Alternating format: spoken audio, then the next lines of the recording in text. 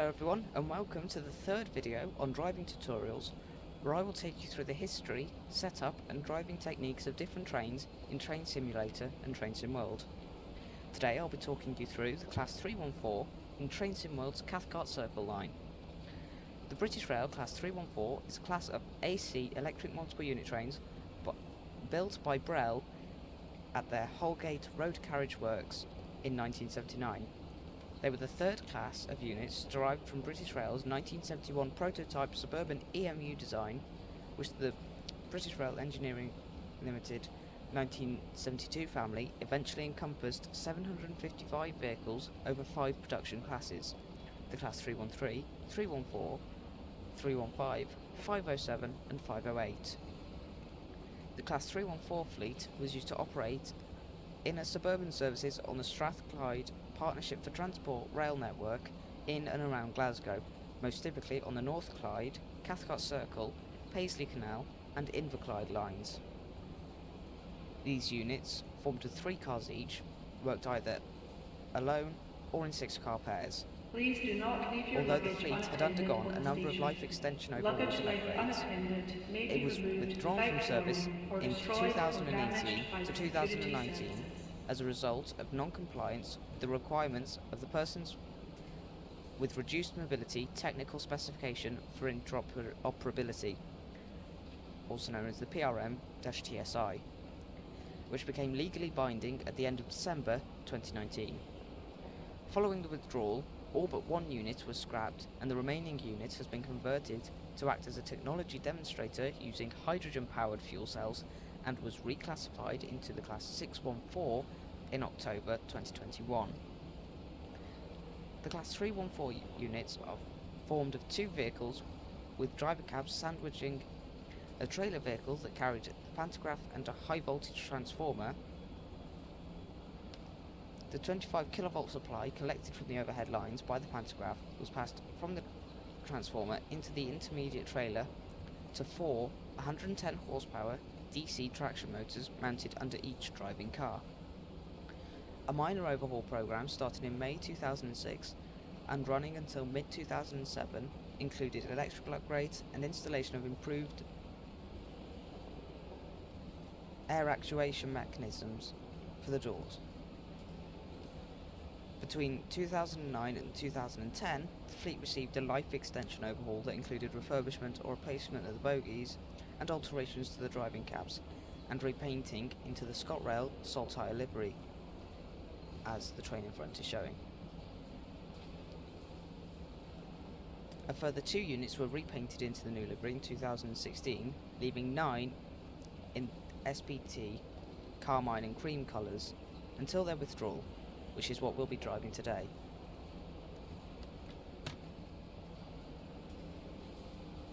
This reskin is courtesy of the Creators Club feature. Once in the driver's cab, the first thing you want to do is unlock the driver's desk by inserting the master key, which can be done using Ctrl and W on your keyboard. We can now move the reverser handle into neutral. Now what we'll want to do is set the on-train auxiliaries using the auxiliary set button on the back wall.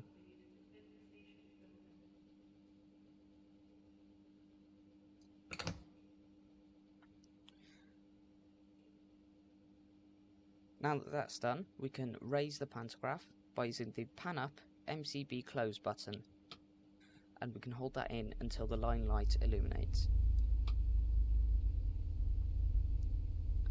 We can now set the train's headlights using the rotary switch provided, setting it to head dash marker lights with Shift and H.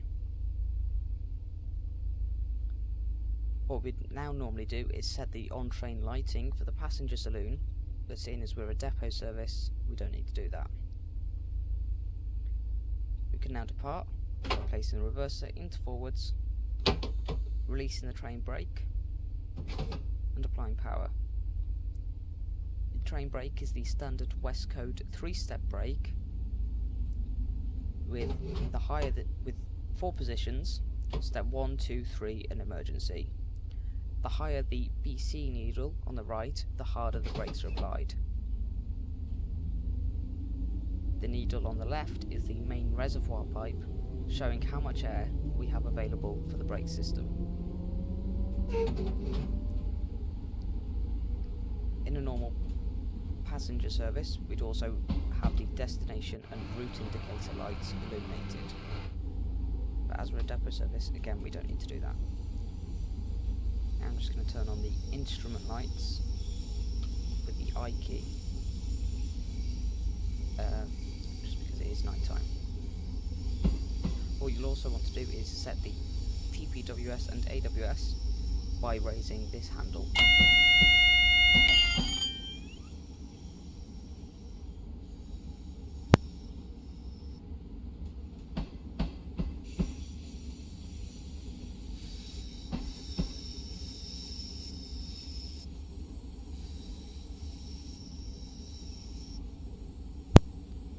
Once the train has passed the gantry, we can accelerate up to 20 miles an hour, which should be about now.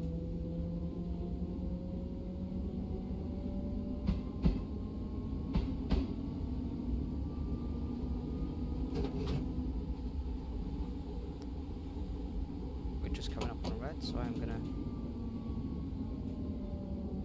to apply the brake a bit. And as you can see, the brake doesn't go straight up to step 2, and that's because the train uses mixed electric brakes as well. So we're now cleared into the depot, so I'm just going to accelerate back up again to 20 miles an hour.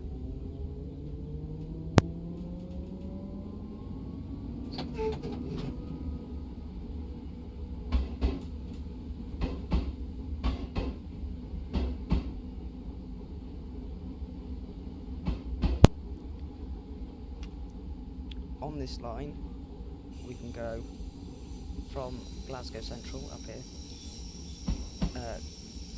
anti-clockwise along the circle and clockwise along the circle. We can also go to the Neilston and Newton branches, with the maximum speed along the line being 55 miles per hour.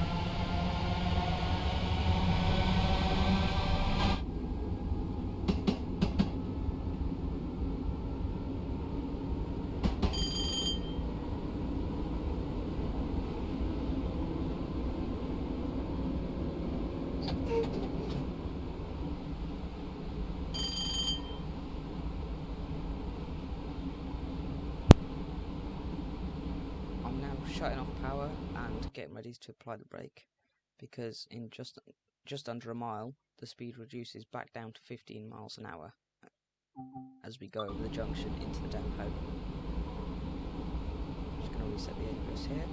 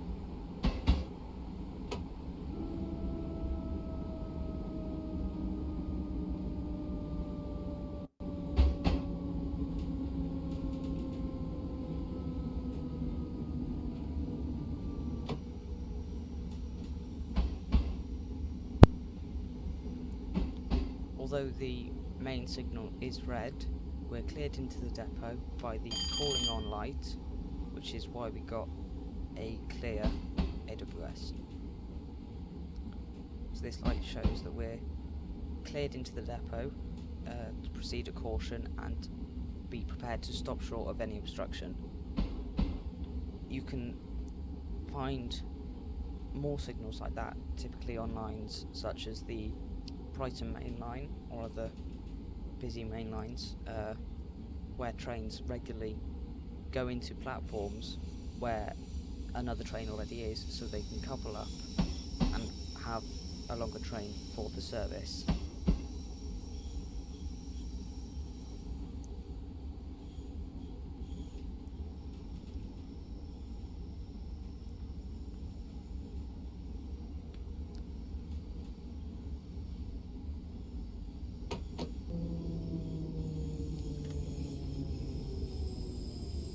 So I'm just going to stop here at the Shields ETD number 1 line,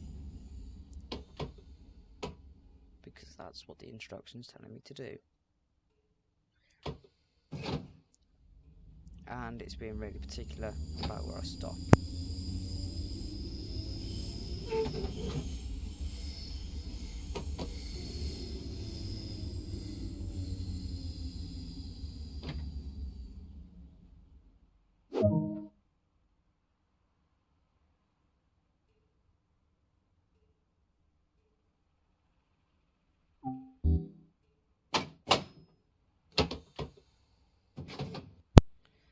So now, to finish off the service, we've just got to back up the train into the number 2 line.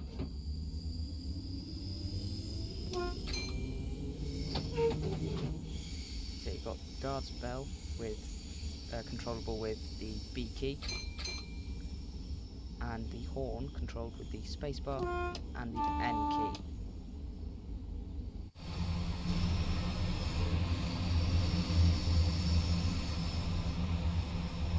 I actually really like this livery. It's a shame it wasn't included in the original package. That's loud. But as they said on the stream, it was because they didn't have enough time for it. So yeah.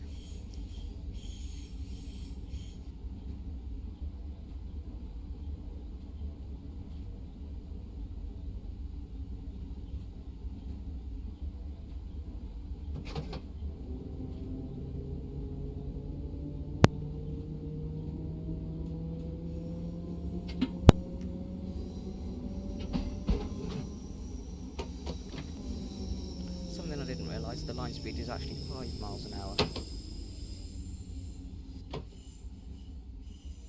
So yeah.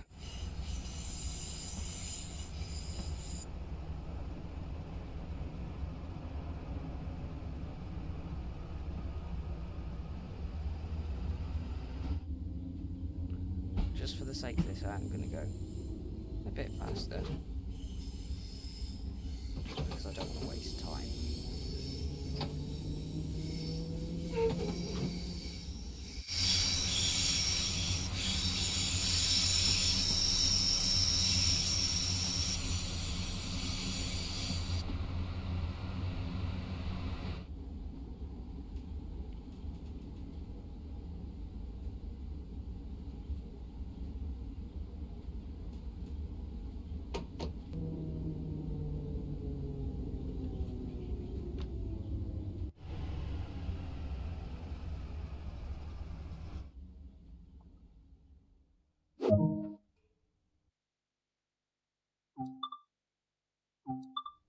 So yeah, whilst we're here, I am just going to walk through inside the train just to show it off. So this is the A cab, and we've got sort of guards compartment thing with a second man seat here, and you've got door control panels which only work if you have the guard's key switch in. You can see now the interlock lights illuminated, and you can operate the passenger doors from both sides using the guards panel.